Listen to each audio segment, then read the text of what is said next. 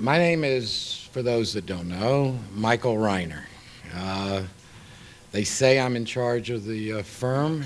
I don't believe it. As I've been told, I have to speak into the mic, and I have to be very careful because it's being recorded. See, my office is never recorded. This is being recorded. But no, I appreciate y'all showing up. I want to thank, first off, the panelists that's going to be here, being led by Wes, who I'm going to turn this over to in a minute. But more importantly, thank you all for, A, being loyal clients, and those that aren't, thank you for bringing friends with you. I hope you will enjoy this. If you have people that weren't able to attend, or you know people that might be interested in this, we are recording it. It will be available, I think, on our website. And send people there to view it. And please enjoy. Thank you again for your support, and we appreciate it. Wes?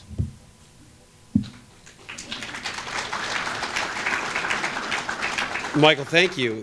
So let's just start out with introduction of CIA. We've had a lot of growth over the last couple of years, a lot of new faces at CIA. So this is a great opportunity to introduce everyone. We'll just start from the left all the way down. Tom Moore, Kelsey Margol, Barbara Barnett, who answers all of our phone calls that come in. There's Mike Reiner again, who's trying to hide. We've got Ryan Ely. Who else? Bryn, she's so new, I'm still learning. But Bryn, thanks for being here. Tori, Kelly, Kurt, Amanda. I'm drawing a blank. This is Holly, who you all know, who's been around CIA for a lot longer than I have been. James Lewis, our newest addition at CIA. Brian, Ray, Matt Reiner, Mitch Reiner. There's a lot of Reiners. And this is when you call us in Sandy Springs, this is the operation right here. So if you want to bother anyone, it's them. Call them.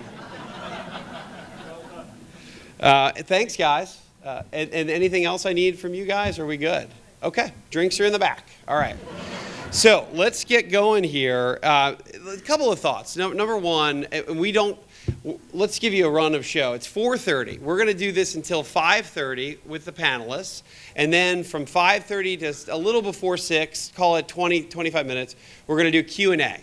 So with questions, we don't have enough microphones. The way we did this last year that seemed to work out, we're going to pass around index cards, or they may already be on your seats, and pens. All you need to do is write down a question, pass it down when Holly and Amanda come around to collect, and at the end we'll do a bunch of questions, and I'll sift through them kind of real time. So that's kind of just the logistics of all this. That's number one. Number two, thinking about what we did this year, doesn't it feel like it's been longer than a year since the election? That wasn't supposed to be a joke, by the way. Tom, you just missed that. But it's November 5th. It's been a year. We did the event here in September, so it actually has been longer than a year. And that was not interestingly oversubscribed. We had lots of people come, lots of clients interested. Hey, who's going to win the election? Makes sense. That's a fun event. So we changed the topic this year to the caretaker conversation and taking care of our elderly parents and as we age, which is not nearly as fun of a topic, but we have just as many people today. So I'm really glad that we have a great turnout, and thank you so much for coming. If you think about this, if you watch CNBC, what are you going to hear about right now on CNBC? Well, tomorrow the Twitter IPO is coming out, and that's hot. That's hot news, right? And in the media, it's so much about just like a newspaper headline editor will tell you, if it bleeds, it leads. And that's what the financial media is very much about still. If it is something that is scary, if it's controversial, if it's something that might keep you up at night or get you to watch, that's what you're going to talk about. The topics we're talking about today are these silent topics that have just tremendous importance, but rarely really no one ever dives into the topics we're going to talk about today. So we wanted to change gears from politics last year to the conversation this year, which is about taking care of the multiple generations in your family. You know what we do at CIA. It's our job to make sure you have enough income in retirement that never goes away. It's our job to make sure the money that you've saved up to this point never runs out. And that's what we do. But when it comes to Medicare, and it comes to elder care, and it comes to finding the right nursing home, and it comes to writing up the right will or trust or a medical directive, then that's when we turn to our team of experts. And inside of CIA, we have lots of partners that we refer our clients to that we look at as and call internally our trusted partners. We don't have any revenue that ever gets derived from our referrals. We don't take a cut of any of that. We just want individuals that we know that we can trust and that they're going to take care of our clients. And that's what we have up here today on the stage. Let me get to some of these introductions. Let me tackle what we're going to talk about. We have an estate planning attorney, a Medicare and long-term care expert, and a geriatric consultant in front of you right now. And we're going to, you can guess who's who, but I'm going to just tell you. And again, not supposed to be a joke, but I'm glad that this is a great crowd. Let's start with Sarah Watchko in the middle. Sarah, all of these women, by the way, have biographies that are this long, and it took a long time to actually cull these down. So here, Sarah's the estate planning attorney in the group. She's at Bettis Hill and Van. They're in Alpharetta.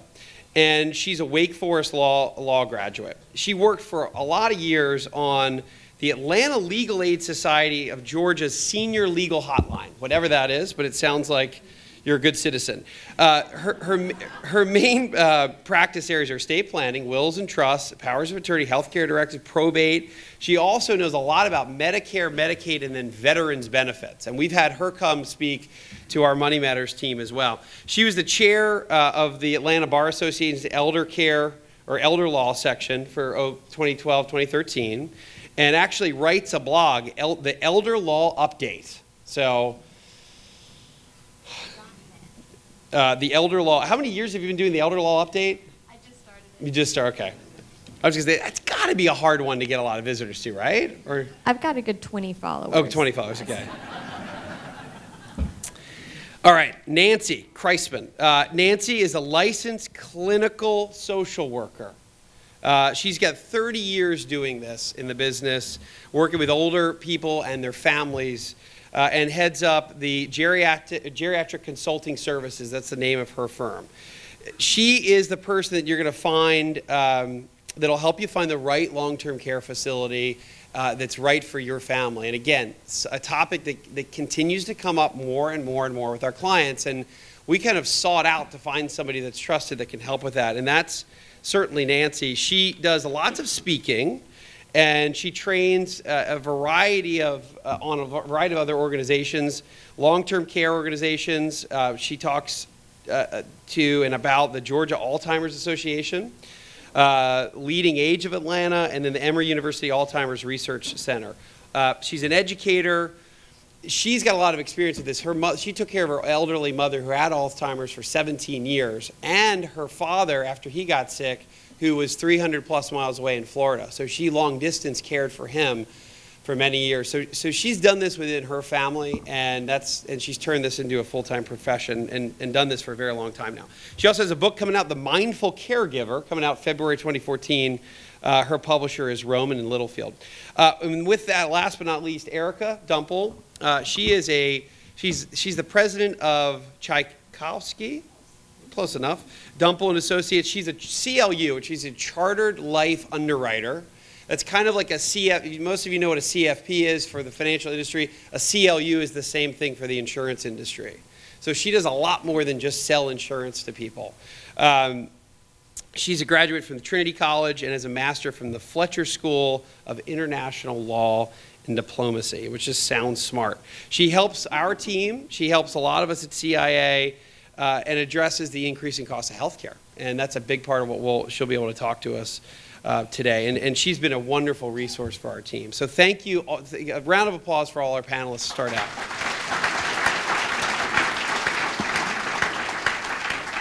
Couple quick things.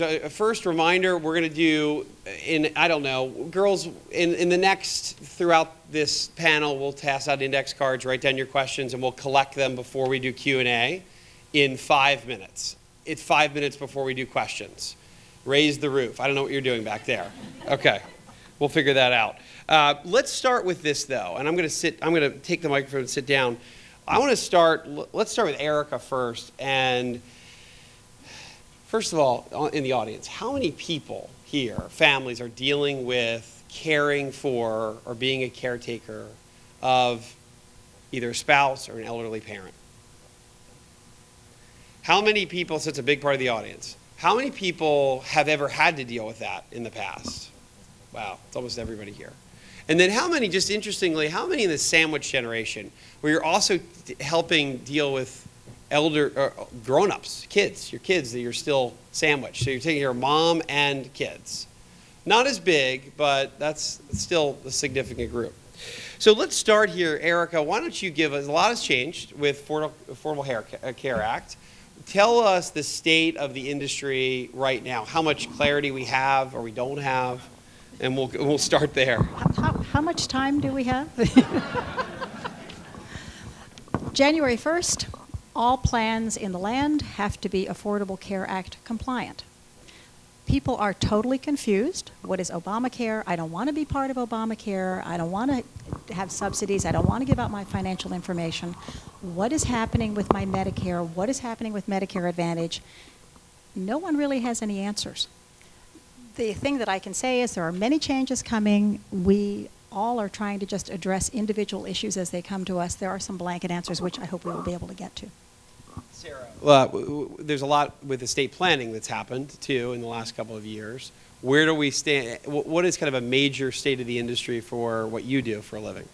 My practice is really a combination of estate planning and elder law. And the estate planning is geared towards wills, trusts, financial powers of attorney, and healthcare directives. So that's a lot about what I hope to be able to talk about today. Explain what elder law is. Next. Just what elder is that? Law. Elder law is really geared more towards planning for long-term care in terms of financial benefits that might be available. How am I going to pay for nursing home care if I need it or my spouse needs it? What kind of veterans benefits are available if I was a veteran or my spouse was a veteran? And kind of an intersection of the two is dealing with incapacity on a legal basis. What if mom or spouse doesn't have the mental capacity to make decisions anymore, but maybe doesn't have the required documents in place? What if there's some kind of abuse going on? So my practice is kind of the intersection of those different areas. In terms of estate planning, the federal estate and gift tax is not as much of an issue now because there's a very high exemption amount of $5.25 million. So unfortunately... Per person. Per person. Husband and spouse together can have 10.4 and still be under the estate planning tax if done right. So most of our clients' questions are more basic. They're what kind of documents do I need in place as I age? There's a lot of terminology that floats around. What does this stuff mean? What is an advance directive for health care or a living will? And then, of course, in terms of elder law, it's how am I going to pay for this kind of care if I need it someday? Thank you. Now, Nancy, let's go to you, and let's then talk a little bit about, maybe you can give some of the scary statistics. You sent me a whole list of them, and the aging population, the amount of dementia and cognitive issues that we have as kind of a population. Maybe start out with that, and that'll lead into what you do with your practice. Yeah, the reason I sent those to you, can you hear me okay? Because it doesn't feel like it's on. I go higher. I don't know how to do it higher. I'm talking into the mic the best that I can. Okay, so there are a lot of scary sort of statistics out there. For example, by the time you reach 85, every other person, if you went like this, would have some kind of cognitive challenge, whether it be Alzheimer's type dementia or some kind of dementia. Fastest growing age group in our country right now is the 85 plus group.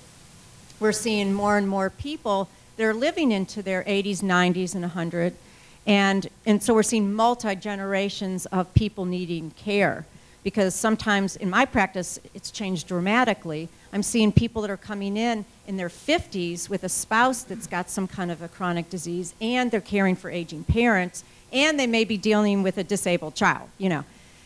But I'm not about, what I want to make sure everybody feels today is that we're not about scaring you. We're wanting you to be as proactive as possible, and that's why we're really doing this today. So that, because this is stressful and it is kind of scary, but if we have information, then it becomes less scary. So. Now, so let's go then and start with kind of the first thing I think that comes to a lot of our minds when you're dealing with all these issues is who pays for this, right? So the burden falls on our shoulders as family members, but then there's also the question mark about long-term care insurance. What does that really, who pays, how long will that last? Will policies stay in force? And then what will Medicare pay? And what does Medicaid look like? So I want to get to all those, but again, overarching, who pays for everything? Maybe Erica, you can talk to the 60, if you're Medicare, what happens with Medicare in the next 10 years? What happens with Medicare in the next 10 years is funding issues. As we are all having to pay for the Affordable Care Act, ultimately it will impact on everyone's Medicare. But in terms of what Medicare pays for, and here are some of the myths that we all have to face on our side of the wall, people truly believe that Medicare is going to pay for long-term care, chronic illness, nursing home. Not the case. Probably the worst experience people have is when they believe that their loved one has 100 days in a skilled nursing facility once they have come out of a hospital setting. Not the case. It is up to 100 days. Most people get 14 if they're lucky, 48 hours to move the body to the next place where it's going to go. Let me give you one piece of information that everybody can use today. The hospitals now are being penalized if a senior arrives in an emergency room. That is documented now in the Medicare system. If that senior appears in any other nursing home within the 30-day period, an emergency room, that emergency room bill will not be paid by Medicare. You will now see something called observation instead of admission rooms. And we had it the other day with a client of ours where the father was in Hilton Head and was not admitted. He was put on for observation, went home after a couple of days, ended up having to go to a nursing home, paying it himself. If you don't meet the rules, you don't get the pay. So that's one key issue. In terms of chronic illness issues, there are long-term care policies out there that are being modified, that are being created by insurance companies to meet a crisis. Traditional long-term care policies were not necessarily designed with the knowledge of the need that we were going to have, the length of time that we are going to have folks needing this type of care. So you're going to see different styles of policies coming out, which is a good thing. You're going to see some short-term policies coming out because most care less than 3 years, and we're done in most cases unless you have an Alzheimer's issue. So there are modifications. Please don't think you don't need to look at this part of the industry. Well, that leads me to a perfect question that I'll let you answer this. We get the question, when do you buy long-term care? How old? What's the right age? And at what net worth do you typically see people buying a policy? I mean, to some extent, I know it's a hard question. I'm giving you all the hard ones today. If you have $10 million of liquid net worth, you don't need long-term care, or maybe you don't need it. If you've got $100,000 of liquid net worth, you can't afford it, so that's an easy answer. Is it just for everyone in between? Who can buy it? How much does it cost, and at what age? You do give me the nice questions today. Those who have a family history that would point in this direction obviously need to jump on it as soon as possible. As with any insurance, the sooner you get it, the better your health, the lower your rate. The more you keep an eye on your policies, be they regular health insurance, Medicare, Part Ds, whatever, the more you're going to stay in tune with what is available and what makes the most sense in the marketplace. I've heard people say, and Susie Orman, whoever, you don't have enough income, you have too much income. I would be hard-pressed to have someone who has multiple millions of dollars not want to have something pennies on a dollar that's going to pay for some bills. I don't know. Some folks who are on the lower end of the income scale definitely need long-term care, believe it or not, to come in private pay. If you don't come in private pay, think back to the 60s nursing home, roaches, bed sores, that's where we're headed. I go by a lot of these extended care hotels. I'm curious, in 10 years, are those going to be nursing homes? Is that where some people are going to end up? So, all right, so one of the stats I think that you talked to me about, Nancy, was that the average cost of nursing care in Atlanta was a higher number than I thought it was, but $7,000 per month, right, per month. What is the progression then? Let's say you have an issue, medical issue, you're in your 60s, let's say your late 60s, early 70s, Medicare pays for most of that issue, at least today. In today's world, Medicare still pays for that, for the most part, let's say. The medical bills, yes. The medical bills, yes. right? So if there's an issue. And then you get, when, let's say you don't ever fully recover and you end up in some sort of facility, then Medicare then has to make the determination no longer to pay those bills, and then something else kicks in. So is that something else long-term care? Or is it then it's obviously you're out of your own pocket? Yeah, it's either long-term care, VA, or some other source. What I experienced with my father a couple of years ago was we quickly had to find, you had the 48 hours to go find a place for him to go. And at that point, and I think he went in March of last year, of 2012, the assisted living, no mental issues, no memory issues, seem to run around $3,000, $3,500 a month in this general area. And that I've kept pricing that, and you may have different numbers, but those are the numbers that we found. You go to memory care and you're going, okay, you go to memory care and you're suddenly in the $5,000, $5,500 range. And how do you get from one to the other? Well, you need more care, so you have more nursing staff that you're paying for. All of a sudden, when you can no longer move yourself out in case of a fire, people in wheelchairs end up going to a nursing home. So now we're going from the $5,500 to the $7,500. And these are not Pill Hill type places. These are nice, they're clean, they're lovely, but these are not expensive places. And what I was surprised at is it's even more expensive in the boonies because there's less competition, it seems. So when I looked at Hartwell and some other areas, I was surprised that it was no cheaper there than here.